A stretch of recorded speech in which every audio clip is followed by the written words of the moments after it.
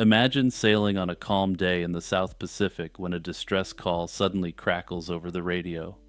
An SOS so chilling it sends shivers down the spine of even seasoned sailors. A Morse code transmission from a vessel calling itself the Orang Medan pleads for help. The radio operator taps out a dire report that the captain and officers are dead. Likely the entire crew has met the same fate. After a tense pause, the sender's final message comes through. He too is dying. It was a message straight out of a nightmare. An entire ship's crew apparently dead for no discernible reason, pleading for urgent help. Alarmed by that phantom SOS, nearby American merchant ships picked up the distress call, and the closest vessel, often identified as the Silver Star, races toward the given coordinates. At the reported location, they find the Orang Medan adrift and eerily silent. Some of the rescuers later described feeling an unnatural chill inside the ship, despite the tropical heat outside, adding to the sense that they had stepped into a floating nightmare. When the rescue party boards the vessel, they are met with a nightmare scene. The entire crew is dead. Bodies lie scattered with no obvious wounds or injuries, yet the look on the faces of the fallen is horrifying.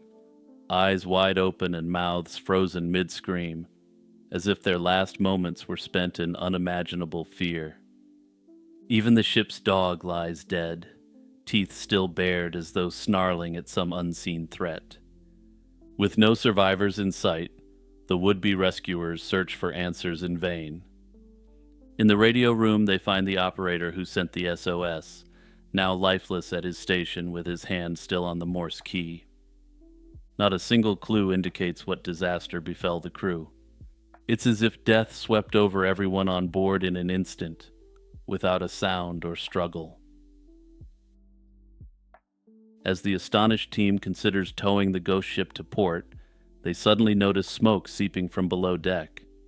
A fire has broken out in the cargo hold, cutting their investigation short. The boarding party barely makes it back to the Silver Star before the Orang Medan erupts in a violent explosion. Within minutes, the fateful freighter sinks beneath the waves, carrying its dark secrets to the ocean floor. All that remains is the story, a chilling account destined to become a maritime legend. What could have killed an entire crew so swiftly without leaving a mark on their bodies? Over the decades, several explanations have been proposed, some more plausible than others. Easily, the most popular theory is that the crew was poisoned by toxic cargo. One specific version of this theory claims the ship's hold was filled with potassium cyanide and nitroglycerin. This is a combination that could produce toxic fumes and a deadly explosion if exposed to seawater. Many suspect the Orang Medan was secretly carrying dangerous chemicals, possibly leftover wartime nerve agents or other lethal substances, without proper safety measures. A leak or accidental mixture could have released poisonous gases that snuffed out the crew almost instantly. Such chemicals could also account for the sudden fire and explosion that followed, reacting violently when exposed to seawater. Another hypothesis is carbon monoxide poisoning from a malfunctioning boiler. Carbon monoxide gas is odorless and could have quietly suffocated the crew without warning, which might explain the lack of injuries. However, this theory doesn't entirely fit the evidence.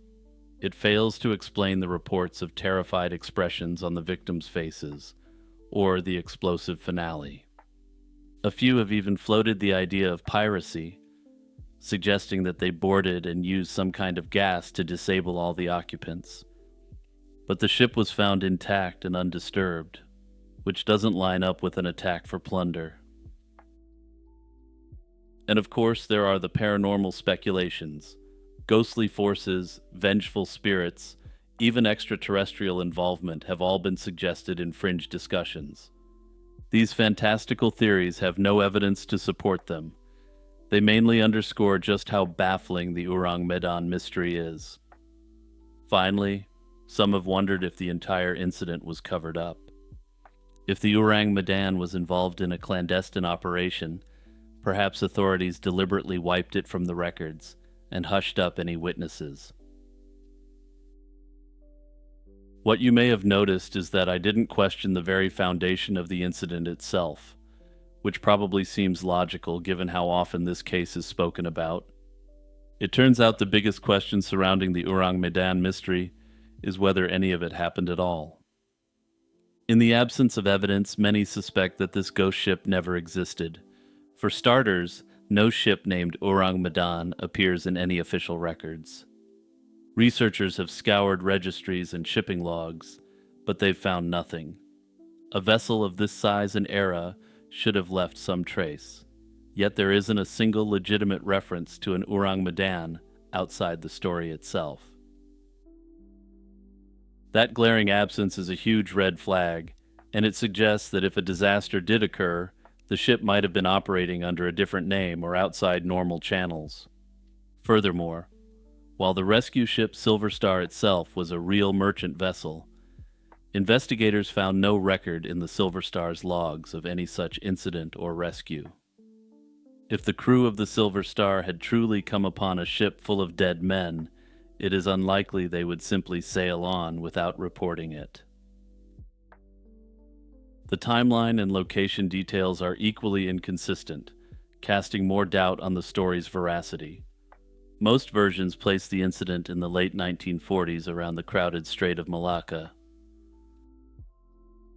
However, in the earliest known report from late 1940, there was a virtually identical incident near the Solomon Islands in the South Pacific. The major difference between this earliest version is that the creepypasta-type elements were nowhere to be found. In a November 1940 news article, an unnamed merchant marine officer described receiving a strange distress signal. He then notes that he found a ship full of dead sailors before witnessing an explosion that sank the vessel.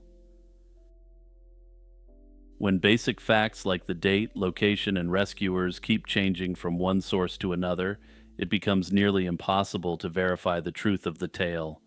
What we do know is that after 1945, the Orang Medan story gained broader circulation through a handful of publications.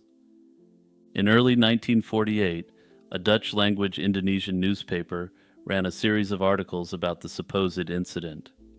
These reports, attributed to an Italian writer named Silvio Shirley, introduced the vivid details that have since become legend.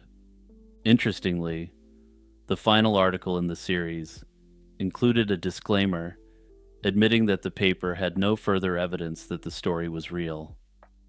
However, the paper did state that Silvio swore the whole thing was true, and as everyone in the world knows, when the great Silvio Shirley gives his word, you can take that to the bank.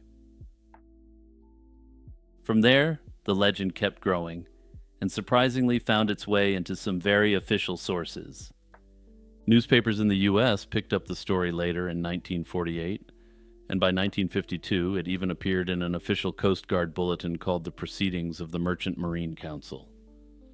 Further, a declassified CIA document references the event later in the 1950s, though doesn't comment on the veracity of what actually happened. A few books and magazines on unsolved mysteries reprinted the tale over the years and expanded upon it. And of course, here we are in the age of YouTube and TikTok and podcasts, where the story has been repeated uncritically countless times. With no hard evidence to go on, most now lean toward the simplest explanation. The Orang Medan is likely nothing more than a sea story. The tale has all the hallmarks of an urban legend, plenty of dramatic flourish that make you want to retell it, but zero documentation whatsoever. Despite exhaustive searches, no crew manifests, ownership records, or legitimate registrations for this ship have ever been found. Simply put, while the secondary sources are there, the primary evidence that should also exist doesn't exist, at least not officially. No family members ever came forward claiming their loved ones were lost on a ship called the Orang Medan.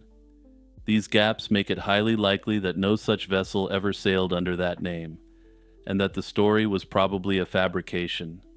Still, some believe that it may be a gross exaggeration of a real but less sensational event that did indeed happen in 1940. However, as of yet, no one has been able to conclusively tie the case to any real incident, despite extensive investigations. On November 9, 2008, a ghost ship called the Tai-Ching 21 was found drifting near the remote Pacific island of Kiribati. The 50-ton boat was partly burned but still afloat, and eerily empty of its 29 crew members, with no distress call ever having been received. On that fateful November day, another fishing boat, crewed by South Korean fishermen, spotted the Tai-Ching drifting listlessly. As they drew closer, they realized something was terribly wrong. The Tai-Ching 21's exterior was blackened by a recent fire, and silence hung over the vessel. When rescuers finally boarded the ship, the scene was like a nightmare frozen in time. The decks were empty, personal belongings lay abandoned, and every single crew member was missing. Even the ship's lifeboat and 3 life rafts were gone, indicating the crew had likely evacuated in a hurry. The ship's logs, tools, and even food supplies were still in place, as if the crew had simply stepped off into the sea and disappeared.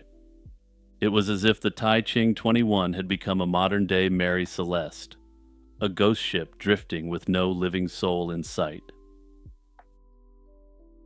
Perhaps the most chilling aspect of this case is that nothing seemed amiss in the hours before the crew vanished. The last known communication from Tai-Ching 21 was on October 28, 2008, almost 2 weeks before the empty boat was found. In the pre-dawn hours of that day, the Tai-Ching 21's captain made a routine satellite phone call to his wife back in Taiwan. He gave no hint of any trouble. It was just a normal check-in from sea. Around the same time, the captain also radioed a nearby sister fishing vessel and arranged to meet in a couple of hours. But when the rendezvous time came around 4 that morning, the Tai-Ching never showed up. It had gone radio silent and disappeared into the vast Pacific darkness. The weather in that area was reported as calm on the night of October 28th. There were no distress signals, no Mayday messages. There was absolutely nothing to indicate that anything had gone wrong that night. It was as if whatever befell the Tai-Ching 21 occurred so swiftly or stealthily that the crew had no chance to call for help. The only clues would surface later when the empty vessel was found. Signs of a fire on board and the absence of all lifeboats. Once the burnt-out ghost ship was discovered on November 9th, authorities launched an urgent search and rescue mission, clinging to hope that the crew might be adrift on life rafts. The Tai-Ching 21's crew consisted of 29 men, the Taiwanese captain, and 28 hired fishermen from China, the Philippines, and Indonesia.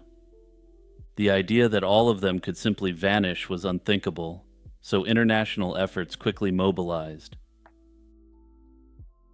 Fiji's Rescue Coordination Center took charge, since the mystery was unfolding in their region of the Pacific.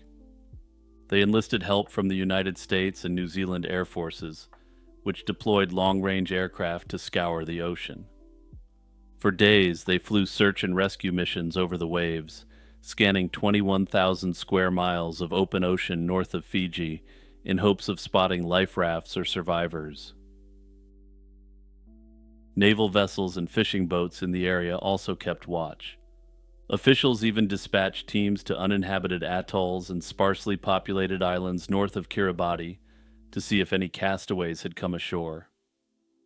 But as the days turned into weeks, that hope dwindled, and search aircraft found no trace of the Tai-Ching 21's crew or their life rafts. By late November 2008, after intensive efforts, rescue teams had to face the grim reality. If the 29 fishermen were adrift out there, they likely wouldn't be found, and if they were, they wouldn't be alive. Given the lack of answers, there's a wide variety of theories about what caused the fire and also what happened to the crew. And surprisingly, even without getting into weird paranormal stuff, some of the potential explanations are highly disturbing. The most straightforward theory is that a sudden onboard emergency forced the crew to abandon ship, after which they tragically perished at sea. The fire damage on the Taiching 21 supports this scenario. Perhaps an accidental fire in the engine room or galley broke out in the early hours of October 28th. The crew might have fought the flames until they were overwhelmed, then launched the lifeboat and rafts as a last resort. In the chaos, they may not have had time to radio for help, or the fire could have knocked out communications swiftly. Once adrift on the open Pacific, without a working radio or locator beacon, the crew could have succumbed to exposure or drowned if their rafts capsized. The Pacific Ocean is vast and unforgiving, and drifting survivors can easily vanish among the swells. The official investigations lean toward this explanation, essentially concluding that the crew abandoned a burning ship, but were never found despite the extensive search. It's a grim but plausible narrative, a desperate fight for survival that ended with the ocean claiming 29 lives. Another theory suggests that piracy or poaching was involved. Early on, Taiwanese and Fijian authorities expressed fears that the crew might have been taken by force. The logic was that the weather was calm and no distress call came, so something or someone might have prevented the crew from calling for help. A pirate attack could explain a quick, silent takeover. The pirates might have boarded the vessel at night, forced the crew off into the lifeboats, and then set the ship on fire either deliberately or through a struggle.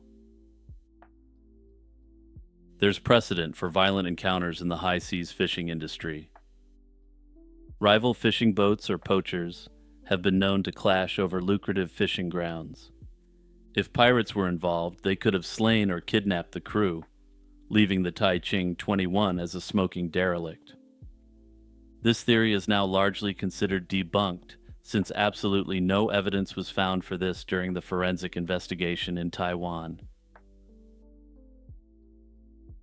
In the absence of external enemies, some have looked inward at the crew dynamics themselves. The Taiching's crew was multicultural and far from home, with one Taiwanese captain leading 28 foreign deckhands on a long and grueling fishing voyage. The harsh reality of high seas fishing can breed desperation. This theory suggests that the crew may have mutinied, slain the captain, and then set the ship ablaze. While this theory may sound far out in the 21st century, it actually happened on Taiwanese ships in 2002 and 2003. That said, in those cases the sailors were near friendly territory, not in the middle of the Pacific Ocean, where taking a lifeboat would be extremely perilous. At present, the most likely theory is that the men had to flee rapidly due to the outbreak of a fire and weren't able to send a distress signal. However, the only thing that can be said for certain is that the 29 men who were out to provide for themselves and their families simply vanished from the face of the earth.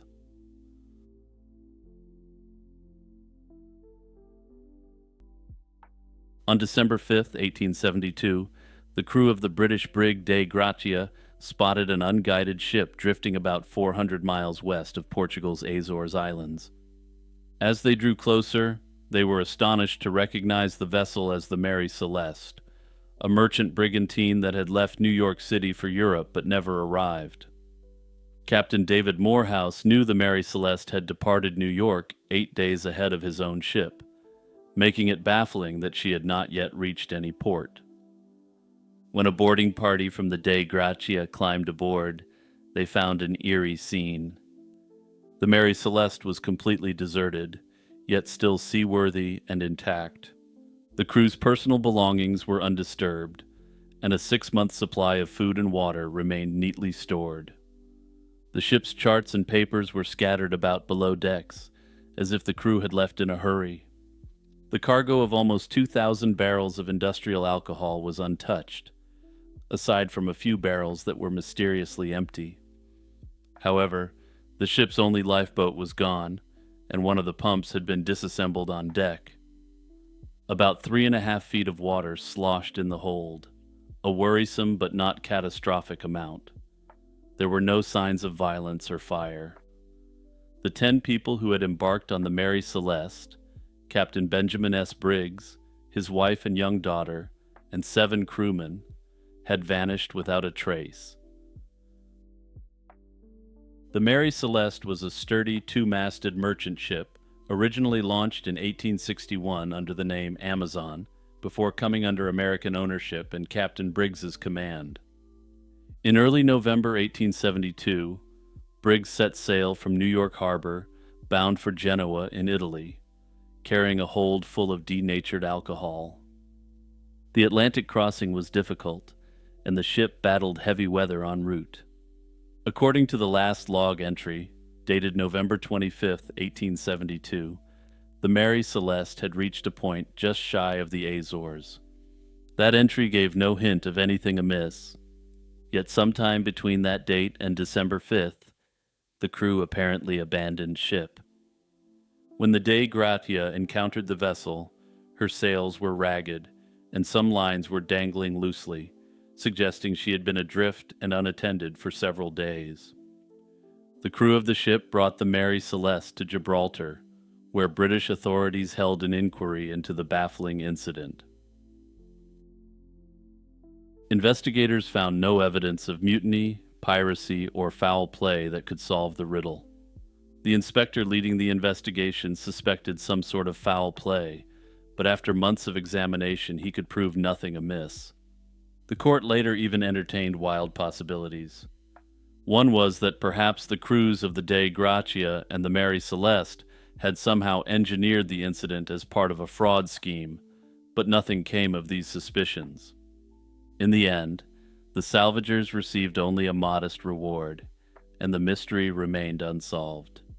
Reports of the ghost ship Mary Celeste quickly spread, capturing public fascination with the idea of a perfectly fine modern vessel found inexplicably empty on the high seas. In the absence of an official explanation, a slew of theories emerged to fill the void, and early speculation focused on the specter of foul play. One of the most lurid ideas was the suggestion that perhaps pirates had attacked the Mary Celeste and slain everyone on board, leaving her adrift. This was a narrative that could send newspapers flying off the shelves, but it didn't hold up under any meaningful scrutiny. This idea didn't fit well with the facts. Piracy in those waters was rare, and the ship's cargo and valuables were still intact. The final raids by the Barbary pirates of North Africa had taken place over 40 years prior to the Mary Celeste, and in essence, the waters were essentially absolutely pirate-free. Further, these waters were heavily trafficked by both civilian and military vessels, so one-off instances of piracy were extremely unlikely. Another rumor blamed a mutiny or drunken rage, the crew supposedly tapping into the alcohol cargo and turning on the captain, but this too was implausible. The alcohol was industrial, and the crew were experienced, trustworthy men, not likely to mutiny without cause. Further, they weren't exactly in bad conditions, and were well compensated. Simply put, none of the traditional elements that could foment a mutiny on board a ship were present. With human treachery seeming extremely unlikely, people looked to more extraordinary events. Some speculated that a disastrous natural incident could have forced the crew to flee. For instance, some suggested an underwater seaquake might have violently shaken and stirred the ship. Others suggested a sudden waterspout could have been responsible. Still others suggested that a rogue wave could have slammed the vessel with water. Notably, while rogue waves are a scientific fact now, prior to the first measured rogue wave in 1995, they were considered nautical folklore. Suggesting a rogue wave in the 19th century was nearly on the level of suggesting that a ghost did it, in terms of scientific credibility. Others pointed to the volatile cargo itself. Perhaps alcohol fumes built up and led the crew to fear an imminent explosion. Notably, 9 of the barrels were found empty, and those were made of red oak, a wood more prone to leaking alcohol vapors. It's conceivable that Captain Briggs, smelling fumes or hearing alarming noises from the hold, ordered everyone into the lifeboat as a precaution in case of a blast. Beyond these scenarios, even wilder ideas took root in the imagination.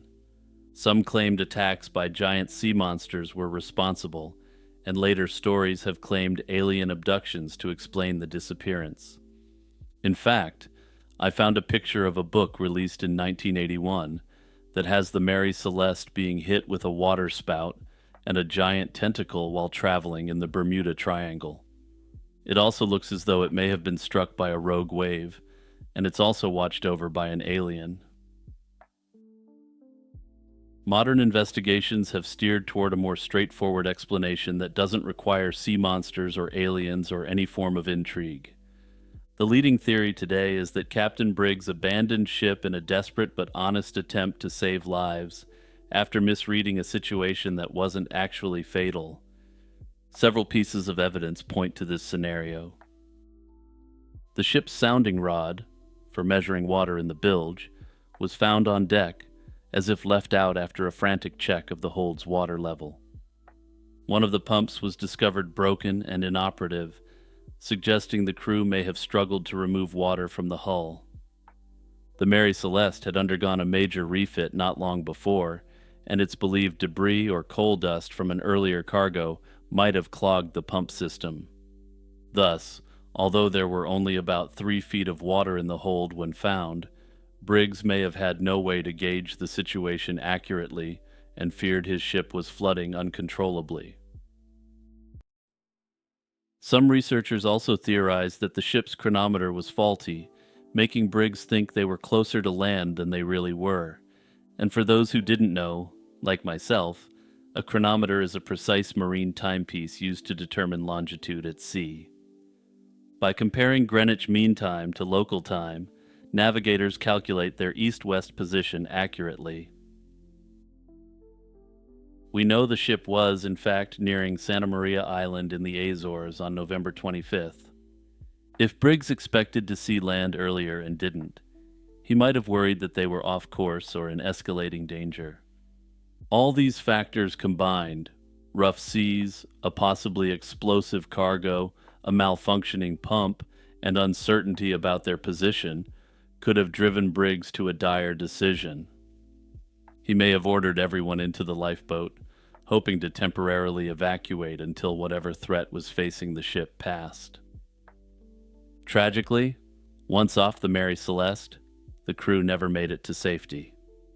Perhaps the tow line to the lifeboat snapped, or a wave swamped the small boat, leaving the people stranded at sea while their ship, relieved of its human cargo, carried on without them.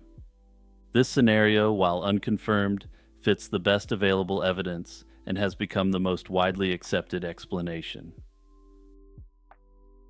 It casts the incident not as a violent crime or supernatural event, but as a tragic misjudgment.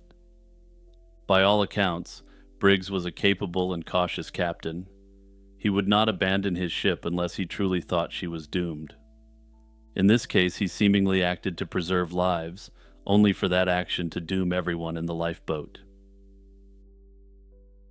Despite countless attempts to unravel it, the fate of the Mary Celeste's crew remains an open question. No final log entries or purported survivor stories have ever surfaced to provide closure. Interestingly, the Mary Celeste itself survived its infamous voyage and sailed under new owners for another 12 years. Unfortunately, this wouldn't be the last time the Mary Celeste would dominate the headlines for all the wrong reasons. In 1885, the ship met a questionable end when a disgruntled captain deliberately ran it aground on a reef in Haiti in an attempted insurance fraud. The scheme failed, and the battered ship was abandoned to rot in Haiti. This subsequent event again made people look at the owners of the ship and consider the potential for insurance fraud the first time around, but nothing came of it once again. The Mary Celeste is a story that has been retold and embellished for over 150 years, yet it never seems to lose its grip on our imagination. Personally, I'm a big lover of maritime mysteries, and this is one I would love to see solved one day, even though I know it'll never be definitively cracked.